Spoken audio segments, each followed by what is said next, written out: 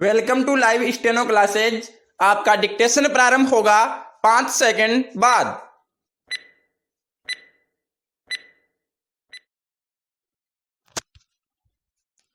Yes, start. Bharatvarsh में नवजागरण का शंखनाद करने वाले महापुरुषों में स्वामी विवेकानंद का अद्वितीय स्थान है।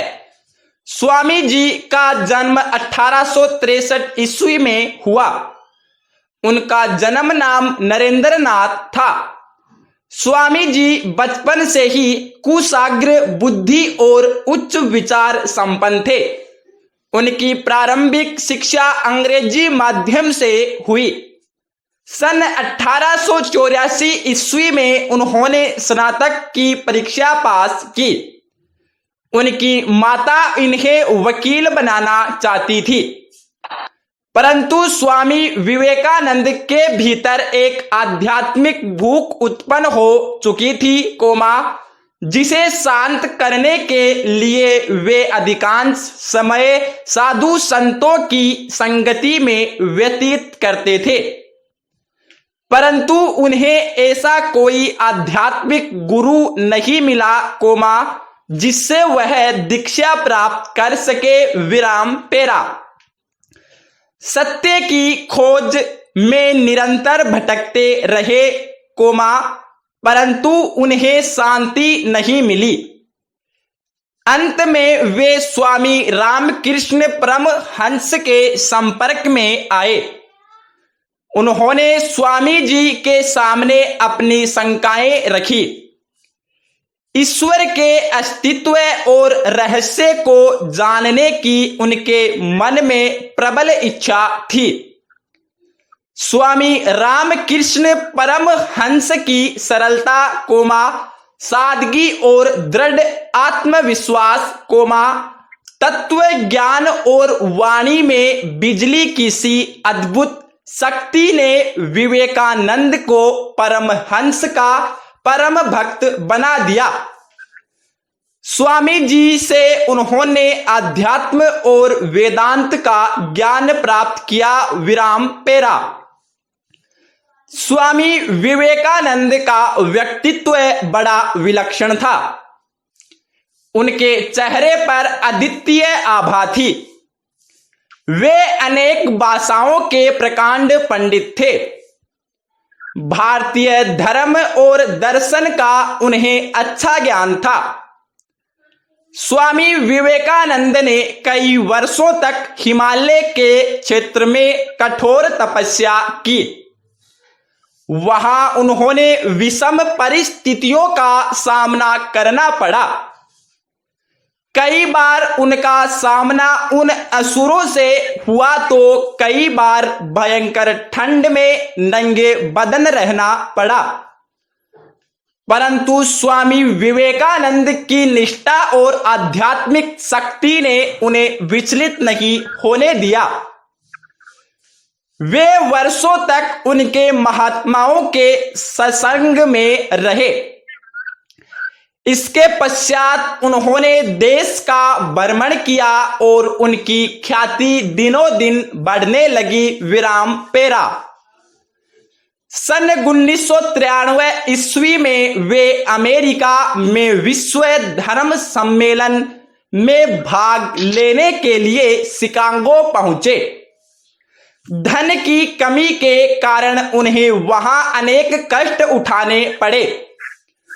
स्वामी जी के पांडित्य पूर्ण, ओजस्वी और धारा प्रवाह भाषण ने वहां जनता को मंत्रमुग्ध कर दिया।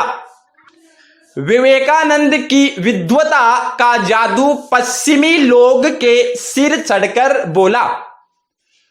उन्हें अनेक विश्वविद्यालयों से निमंत्रण आए, अनेक पादरियों और बड़े बड़े धर्म गुरुओं ने चर्च में बुलाकर भाषण करवाए। लोग उनके भाषण सुनने के लिए घंटों पूर्व निश्चित स्थल पर पहुंच जाते थे।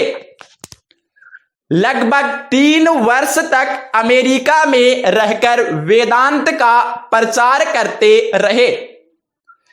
इसके पश्चात वे इंग्लैंड चले गए। स्वामी जी का सिक्का तो पहले ही बैठ चुका था, अब तो उनके अनुयायियों का संख्या दिन प्रतिदिन बढ़ने लगी।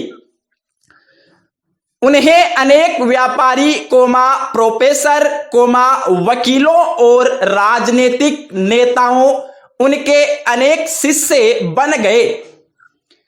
वे लगभग 1 साल तक इंग्लैंड में रहे। लगभग 4 वर्ष के बाद स्वामी जी 16 सितंबर 1886 को स्वदेश के लिए रवाना हो गए। भारत पहुंचने पर स्थान स्थान पर उनका भव्य स्वागत हुआ। उन्होंने लगभग संपूर्ण भारत का दौरा किया। लाहौर राजपूताना सियालपुर सभी स्थानों पर उन्होंने प्रवचन किए।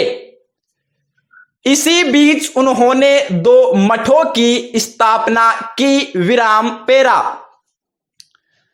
स्वामी जी मानव को ही ईश्वर सेवा समझते थे। उन्होंने देशवासियों में स्वतंत्रता प्राप्ति के लिए एक ज्योति जलाई। 1857 में भयंकर प्लेग को महामारी फूट पड़ी। स्वामी जी ने दीन दुखियों की सेवा के लिए अनेक साधु संतों की अनेक मंडलियां गठित की।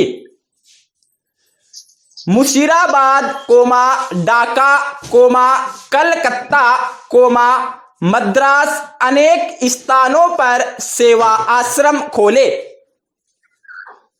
उन्होंने अपने प्रवचनों से लोगों में आत्मविश्वास देश प्रेम भाईचारा मानव सेवा और अस्पृश्यता का संदेश दिया। विरामपेरा।